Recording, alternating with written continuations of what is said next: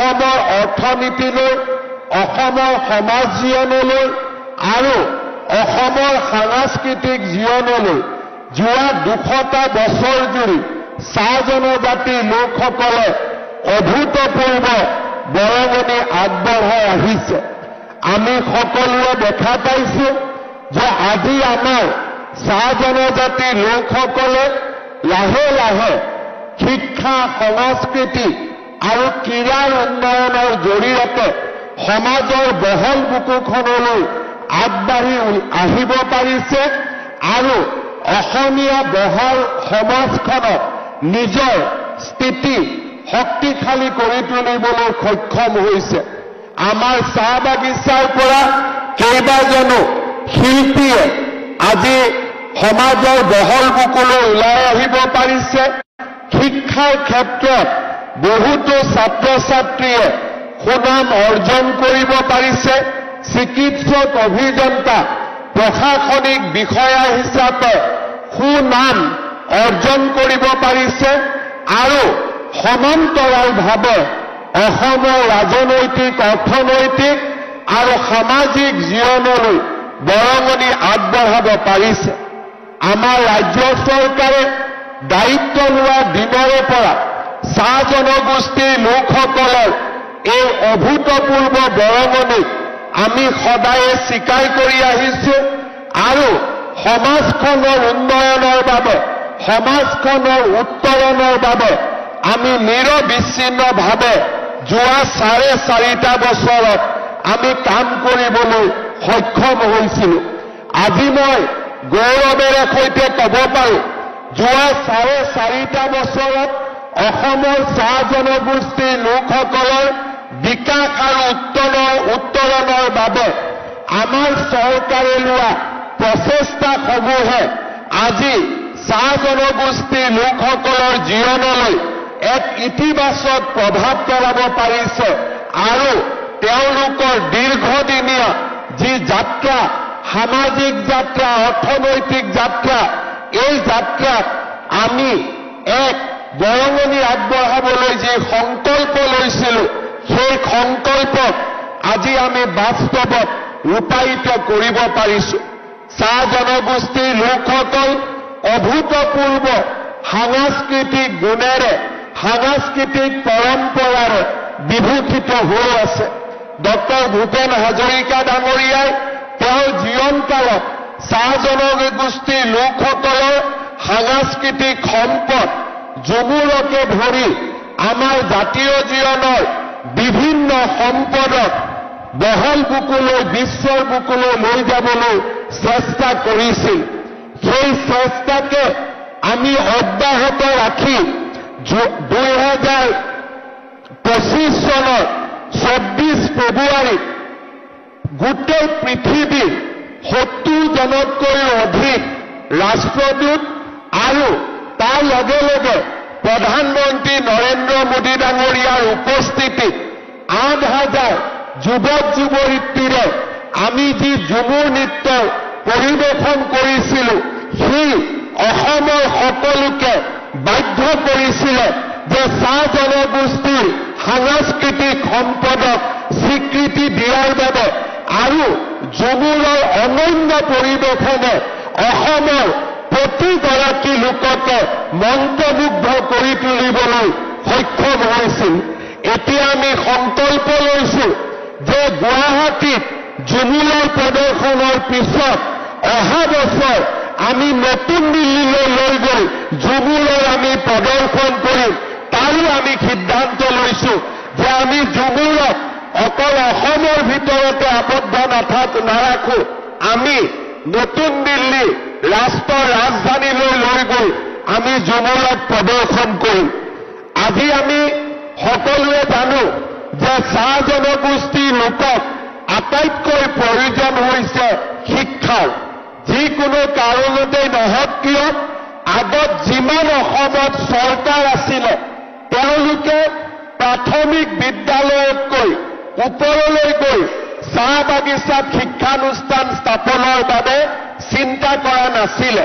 মই যেতিয়া অসমৰ শিক্ষামন্ত্ৰী তথা মুখ্যমন্ত্ৰীৰ দায়িত্ব লওঁ, প্ৰথমবাৰলৈ মোৰ দৃষ্টিলৈ আহে যে চাহ বাগিচাত প্ৰাথমিক বিদ্যালয় আছে, কিন্তু যোৱা ৭৫ বছৰত চাহ বাগিচাত আমি হাইস্কুল প্ৰতিষ্ঠা কৰা নাই, হায়াৰ ছেকেণ্ডাৰী প্ৰতিষ্ঠা কৰা নাই।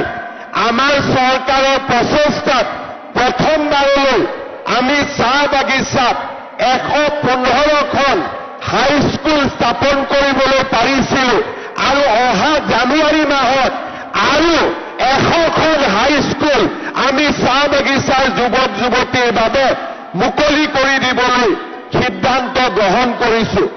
আজি মই যেতিয়া কেইবাখনো চাহ বাগিচালৈ গৈছিলোঁ, স্কুলবিলাক হোৱাৰ পিছত তেওঁলোকৰ লগত যেতিয়া ছাত্ৰ ছাত্ৰীসকলৰ লগত যেতিয়া মই ভাৱৰ আদান প্ৰদান কৰিছিলোঁ, তেওঁলোকৰ চকুত মই অযুত সপোন দেখা পাইছিলোঁ যে তেওঁলোকেও নিজৰ জীৱনলৈ পৰিৱৰ্তন আনিব বিচাৰে, তেওঁলোকেও ডক্তৰ হ'ব বিচাৰে, ইঞ্জিনিয়াৰ হ'ব বিচাৰে, প্ৰফেচাৰ হ'ব বিচাৰে, বিজ্ঞানী হ'ব বিচাৰে।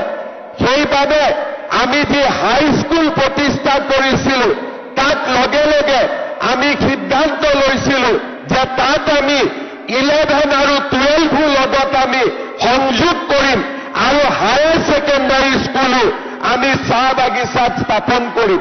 আজি আমি দেখা পাইছোঁ যে এই স্কুলসমূহৰ প্ৰসাৰৰ লগে লগে আমাৰ চাহ বাগিচাসমূহত জ্ঞানৰ যি অন্বেষণ, জ্ঞানৰ যি প্ৰচেষ্টা, সি বহু গুণে বৃদ্ধি পাবলৈ সক্ষম হৈছে।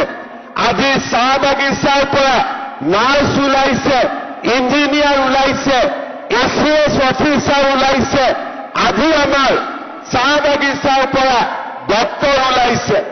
আমাৰ চৰকাৰৰ আটাইতকৈ ডাঙৰ সিদ্ধান্ত আছিলে যে আমি যেতিয়া সিদ্ধান্ত লৈছিলোঁ যে অসমৰ প্ৰত্যেকখন মেডিকেল কলেজতে আমি চাহ বাগিচাৰ ছাত্ৰ ছাত্ৰীৰ বাবে 3টাকৈ ডক্তৰৰ আসন আমি সংৰক্ষিত কৰিম। আজি আমাৰ প্ৰচেষ্টাত অসমত 30টাতকৈও আজি অধিক ডক্তৰ বা MBBSত পঢ়া ল'ৰা ছোৱালীৰ সৃষ্টি হৈছে, আৰু অসমৰ চাহ বাগিচাসমূহলৈ এক যোগাত্মক পৰিৱৰ্তন আহিবলৈ সক্ষম হৈছে। আজি ধীৰাজ গোৱালা ডাঙৰীয়াই মোক অনুৰোধ কৰিছিলে যে আমি যি প্ৰত্যেক মেডিকেল কলেজতে 3খনকৈ আসন সংৰক্ষণ কৰি আছিলোঁ, তাক আমি 4খনলৈকে লৈ যাব পাৰোঁ নেকি? মই আজিৰ সভাতে আপোনালোকক জনাবলৈ পাই অত্যন্ত আনন্দিত যে এতিয়াৰ পৰা অসমৰ প্ৰত্যেকখন মেডিকেল কলেজত চাহ বাগিচাৰ ছাত্ৰ ছাত্ৰীৰ বাবে আমি 4টাকৈ আসন আমি সংৰক্ষণ কৰিম। ইয়াৰ ফলত আজি আমাৰ অসমত 14খন মেডিকেল কলেজ আছে। ইয়াৰ ফলত অসমত প্ৰত্যেক বছৰে আমি 46গৰাকীকৈ ছাত্ৰ ছাত্ৰীক ডক্তৰ বনাব পাৰিম। অহা বছৰ বঙাইগাঁৱত মেডিকেল কলেজ আৰম্ভ হ'ব, আৰু লগে লগে আমাৰ মেডিকেল কলেজত ৰিজাৰ্ভেশ্যন 50খন আসনলৈ বৃদ্ধি পাব। 50গৰাকী ছাত্ৰ ছাত্ৰী ডক্তৰ হোৱাৰ সুবিধা পাব। শ্ৰদ্ধাৰ ৰাইজ, যোৱা 75 বছৰত আমি সকলোৱে অনুভৱ কৰিছিলোঁ যে আমাৰ চাহ বাগিচাৰ ল'ৰা ছোৱালীয়ে চৰকাৰী চাকৰিত যোগদান কৰিবলৈ পৰা নাই। আমি কেতিয়াও চিন্তা কৰা নাছিলোঁ যে আমাৰ ল'ৰা ছোৱালীক, চাহ বাগিচাৰ ল'ৰা ছোৱালীক আমি কেনেকৈ চৰকাৰী চাকৰি দিব পাৰোঁ।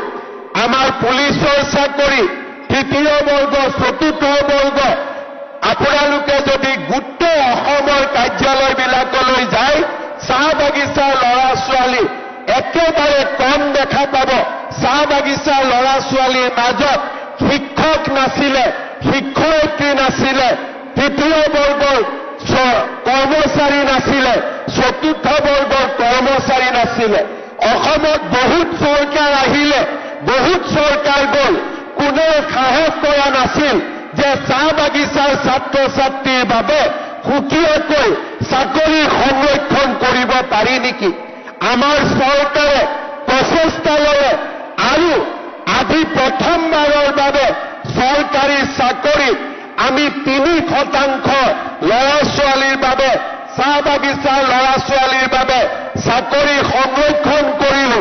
অহা নৱেম্বৰ মাহত চাহ বাগিচাৰ 1000তকৈও বেছি ল'ৰাই আমাৰ পৰা নিয়োগ পত্ৰ পাবলৈ সক্ষম হ'ব। যি কাম চাহ বাগিচাৰ 200 বছৰীয়া জীৱন যাত্ৰাৰ কালত নকওঁ, যোৱা 75 বছৰৰ জীৱন যাত্ৰাত কেতিয়াও সম্ভৱ হোৱা নাছিল। চাহ বাগিচাৰ লাইনৰ ৰাস্তা পকীকৰণ, চাহ বাগিচাৰ দুখীয়া জনগণৰ বাবে প্ৰধানমন্ত্ৰীৰ ঘৰৰ স্বীকৃতি দিয়া আৰু চাহ বাগিচাৰ যুৱক যুৱতীসকলৰ বাবে আমি বিভিন্ন ধৰণে আত্মনিৰ্ভৰশীলতাৰ বাবে আৰ্থিক অনুদান আগবঢ়োৱা, এনে ব্যৱস্থাবিলাক যোৱা 75 বছৰৰ সময়ছোৱাত আমি চিন্তা কৰিব পৰা নাছিলো। এইবাৰ প্ৰথমবাৰৰ বাবে আমাৰ চৰকাৰৰ দিনত চাহ বাগিচাৰ লাইনবিলাক পকী হ'ল। প্ৰথমবাৰৰ বাবে চাহ বাগিচাত বিশুদ্ধ খোৱা পানী যোগানৰ প্ৰচেষ্টা চলিলে। প্ৰথমবাৰৰ বাবে আমি চাহ বাগিচাৰ যুৱক যুৱতীৰ বাবে বৰল ৰাজপানিকা আত্মনিৰ্ভৰশীলতা আঁচনিৰ দৰে বিভিন্ন আঁচনি আমি আজি আৰম্ভ কৰিবলৈ সক্ষম হৈছো। এতিয়া আমি চাব লাগিব যে ইয়াৰ পৰা আমি কলৈকে যাম, ইয়াৰ পৰা আমি আৰু কিমান নতুন দিনলৈ আমি যাত্ৰা আৰম্ভ কৰিম। মোৰ মনত এটাই সদায় মই চিন্তা কৰোঁ যে অসমৰ 40 লাখ চাহ বাগিচাৰ আমাৰ যি জনতা আছে, আমাৰ যি জনগণ আছে, তেওঁলোকক যদি আমি সমাজৰ বহল বুকুলৈ আগুৱাই লৈ যাব নোৱাৰো, তেনেহলে সামগ্ৰিকভাৱে অসম কেতিয়াও আগবাঢ়ি যাব নোৱাৰে। আৰু তাৰ কাৰণে মই নিৰন্তৰভাৱে প্ৰচেষ্টা কৰিছো, প্ৰচেষ্টা কৰি থাকিম। আৰু আজি আটছাৰ সমাৱেশত এই প্ৰচেষ্টাৰ অংশ হিচাপে দুটা মই ঘোষণা কৰিব খোজো। এটা, এই বছৰ আমি তৃতীয় আৰু চতুৰ্থ শ্ৰেণীত চাহ বাগিচাৰ যুৱক যুৱতীৰ বাবে 3% চাকৰি ৰিজাৰ্ভ কৰিলো। সকলোৰে উপস্থিতিত সুকীয়াকৈ এখন অনুষ্ঠান পাতি আমি ল'ৰা ছোৱালীখিনিক নিযুক্তি পত্ৰ দিম, যাতে সকলোৱে গম পাব পাৰে যে আমাৰ চাহ বাগিচাৰ ল'ৰা ছোৱালীৰ কাৰণে চৰকাৰী চাকৰিত আজি ৰিজাৰ্ভেশ্যন হৈছে। কিন্তু তাতকৈও আগুৱাই গৈ আজি মই আপোনালোকৰ আগত ঘোষণা কৰিছো যে এই বছৰৰ পৰা আমি চাহ বাগিচাৰ যুৱক যুৱতীৰ কাৰণে ACS APSকে ধৰি ফাৰ্ষ্ট আৰু ছেকেণ্ড কেটেগৰীৰ চাকৰিটো আমি 3% ৰিজাৰ্ভেশ্যন দিয়াৰ আমি কাম কৰিম। এই প্ৰচেষ্টাই চাহ বাগিচাত মেজিষ্ট্ৰেটৰ সৃষ্টি কৰিব, চাহ বাগিচাৰ পৰা DSPৰ সৃষ্টি কৰিব আৰু চাহ বাগিচাৰ বহল সমাজখনে অসমৰ জনজীৱনলৈ আগবাঢ়ি যোৱাৰ সুবিধা পাব। দ্বিতীয়তে, মই বিশ্বাস কৰোঁ যে অসমৰ চাহ বাগিচাৰ শ্ৰমিকসকলে যেতিয়ালৈকে মাটিৰ অধিকাৰ নাপাব, তেতিয়ালৈকে তেওঁলোকৰ জীৱন কেতিয়াও সুৰক্ষিত হ'ব নোৱাৰে। আজিৰ পৰা 3 বছৰ আগতে অসম বিধানসভাত মই স্পষ্টভাৱে ঘোষণা কৰিছিলো যে মই অসমৰ মুখ্যমন্ত্ৰী থকা সময়তে চাহ বাগিচাৰ মালিকৰ পৰা বাগিচাৰ লাইনৰ মাটি কাঢ়ি আনি শ্ৰমিকসকলক দিয়াৰ মই ব্যৱস্থা হাতত ল'ম। আজি মই একে সাহসেৰে আপোনালোকক ক'ব খোজো, 25 নৱেম্বৰ অসম বিধানসভাত আমি আইন উত্থাপন কৰিম, যি আইনৰ দ্বাৰা চাহ বাগিচাৰ মালিকৰ পৰা লাইনৰ মাটি আমি কাঢ়ি আনি চাহ বাগিচাৰ শ্ৰমিকক আমি দিয়াৰ বাবে সিদ্ধান্ত গ্ৰহণ কৰিম। আজি মই গৌৰৱ অনুভৱ কৰোঁ যে যিবিলাক কাম কোনেও কেতিয়াও কৰিব পাৰিম বুলি আশা কৰা আমি নাছিলো, আজি চাহ বাগিচাৰ ৰাইজৰ বাবে আমি এনে কিছুমান কাম কৰিব পাৰিছো, যি কাম আগতে কোনেও কল্পনা কৰিব পৰা নাছিল। মই কষ্ট পাইছিলো প্ৰধানমন্ত্ৰী আৱাস যোজনাৰ ঘৰ এটা বনাব লাগে নৰেন্দ্ৰ মোদীয়ে ঘৰ দিছে বাগিচাৰ শ্ৰমিকে ঘৰ পাব লাগে কিন্তু আমি একো বাগানৰ মালিকৰ এনঅচি ল'ব লাগে কেনেকে হ'ব প্ৰধানমন্ত্ৰীয়ে ঘৰ দিব বিচাৰে শ্ৰমিকক ঘৰ লাগে কিন্তু ঘৰ দিবৰ কাৰণে মালিকৰ এনঅচি লাগে সেই দিনাখনেই গোলাঘাটত এজন বাগিচাৰ মালিকক মই ফোন কৰিছিলো যে আপুনি এনঅচি কিয় নিদিয়ে বোলে মই মালিকক সুধিব লাগিব সিদিনাখনেই মই বুজিছিলো সিদ্ধান্ত লৈছিলো যে মোৰ মুখ্যমন্ত্ৰীৰ কামতে তোমাক মই বুজাই দিম যে বাগিচাৰ লাইনৰ মাটিৰ মালিক তোমাৰ বাগিচাৰ মালিক নহয় চাহ বাগিচাৰ শ্ৰমিকসকল আৰু সেই সংকল্পকে আগুৱাই লৈ আজি আমি 25 নৱেম্বৰৰ দিনলৈ আহি পাম আপোনালোকে বাগিচাৰ কোনো কামৰ কাৰণে আন্দোলন কৰাৰ প্ৰয়োজন নাই যিদিনাখনলৈকে বিজেপি চৰকাৰ আছে হিমন্ত বিশ্ব শৰ্মা অসমৰ মুখ্যমন্ত্ৰী আছে মই আপোনালোকৰ লগত আছো আৰু এটা এটাকৈ কোনেও ভাবিব নোৱাৰা কামবিলাক আমি কৰি কৰি গৈ থাকিম কাৰণ চাহ বাগিচাৰ জনতাৰ নিষ্পেষিত জনতাৰ মুক্তি আমি বিচাৰো যে যি চাহ বাগিচাৰ জনজাতি লোকসকলে আমাক চাহ খুৱালে অসমৰ নাম বিশ্বৰ দৰবাৰলৈ লৈ গ'ল তেওঁলোকক স্বীকৃতি দিয়াৰ দায়িত্ব সমগ্ৰ অসমীয়া জাতিৰ আৰু অসমীয়া জাতিয়ে সেই দায়িত্ব পালন কৰিব সেই প্ৰতিশ্ৰুতি মই আজি আপোনালোকক দি থৈ যাব বিচাৰো শ্ৰদ্ধাৰ ৰাইজ অসমত বিজেপিৰ চৰকাৰ আমাৰ চৰকাৰখন আপোনালোকৰ লগত আছে আপোনালোকৰ লগত থাকিব মই বিচাৰো অসমৰ চাহ বাগিচাৰ পৰা IAS অফিচাৰৰ সৃষ্টি হওক অসমৰ চাহ বাগিচাৰ পৰা বিজ্ঞানীৰ সৃষ্টি হওক ডাঙৰ ডাঙৰ ফুটবল খেলুৱৈৰ সৃষ্টি হওক ডাঙৰ ডাঙৰ ধনুক দলৰ সৃষ্টি হওক আৰু ঝুমুৰ দেখাৰ পিছত মই নিশ্চিতভাৱে ক'ব পাৰো যে আমাৰ চাহ বাগিচাৰ বুকুৰ পৰাও এদিন ডক্টৰ ভূপেন হাজৰিকা জুবিন গাৰ্গৰ দৰে সংগীতজ্ঞ সাংস্কৃতিক শিল্পী আমাৰ চাহ বাগিচাৰ বুকুৰ পৰাই জন্ম হ'ব তাক মই বিশ্বাস কৰোঁ অকল মই বিশ্বাস কৰাই নহয় ঝুমুৰৰ নৃত্য চাই বিশ্বৰ ৰাষ্ট্ৰদূতসকলে মোক কৈ গৈছিল যে এনেকুৱা নৃত্য যি নৃত্যত মাটিৰ সম্পৰ্ক আছে যি নৃত্যত অসমৰ সমগ্ৰ জনগণৰ প্ৰতি কৃতজ্ঞতাৰ চিন আছে যি নৃত্যত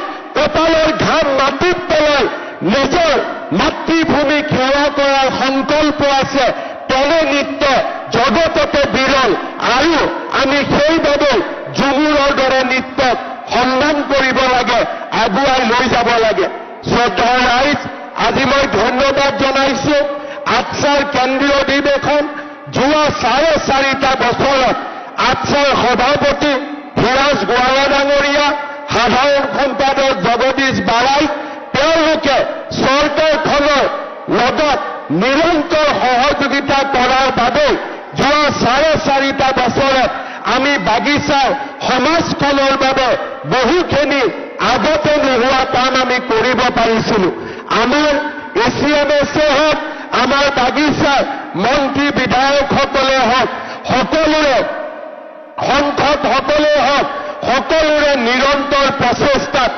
আজি আমি এনেকুৱা এটা সময়ত আহি থিয় হৈছো যে ইয়াৰ পৰা চাহ বাগিচাৰ ৰাইজে পুৰণা শোষণ পুৰণা নিষ্পেষণক পাহৰি এখন নতুন সমাজ সৃষ্টিৰ বাবে আগবাঢ়িব পাৰে এতিয়া আমি এখন সমাজৰ সপোন দেখিব পাৰো যিখন সমাজ আমাৰ বাবে ভৱিষ্যতৰ এখন শক্তিশালী সমাজ আমি পাত উঠাম কিন্তু পাতৰ লগতে পাত উঠোৱাৰ লগতে আমাৰ ল'ৰা ছোৱালীয়ে ডাক্তৰ হ'ব ইঞ্জিনিয়াৰ হ'ব বিজ্ঞানীও হ'ব এয়া হৈছে সপোন দেখাৰ সময় এয়া হৈছে আকাশ চোৱাৰ সপোন এয়া হৈছে আকাশ চোৱাৰ সময় মই চাহ বাগিচাৰ ল'ৰা ছোৱালীসকলক যুৱক যুৱতীসকলক অনুৰোধ কৰিম শিক্ষা সংস্কৃতি আৰু ক্ৰীড়াই এটা জাতিক চহকী কৰে শিক্ষা, সংস্কৃতি আৰু ক্ৰীড়াৰ জৰিয়তে এটা জাতিক আমি বিশ্বৰ বহল বুকুলৈ লৈ যাব পাৰো। আপোনালোকে আবছাৰ এই অধিৱেশনৰ দিনাখন নিশ্চিতভাৱে সংকল্প গ্ৰহণ কৰিব যে আমি আমাৰ জাতিটোক, নিষ্পেষিত জাতিটোক আমি সমাজৰ বহল বুকুত প্ৰতিষ্ঠা কৰিম।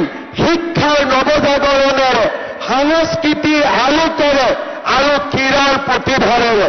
পুনৰ এবাৰ আপোনালোকে মোক নিমন্ত্ৰণ কৰি আবছাৰ এই অধিৱেশনত দুআষাৰ কথা ক'ব দিয়াৰ বাবে ধন্যবাদ জনাইছো।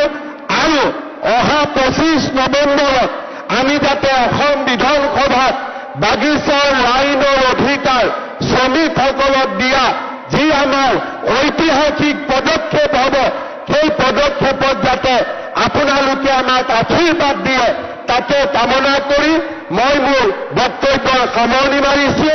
মোৰ লগত একেলগে ক'ব, ভাৰত মাতা কি, ভাৰত মাতা কি। ধন্যবাদ।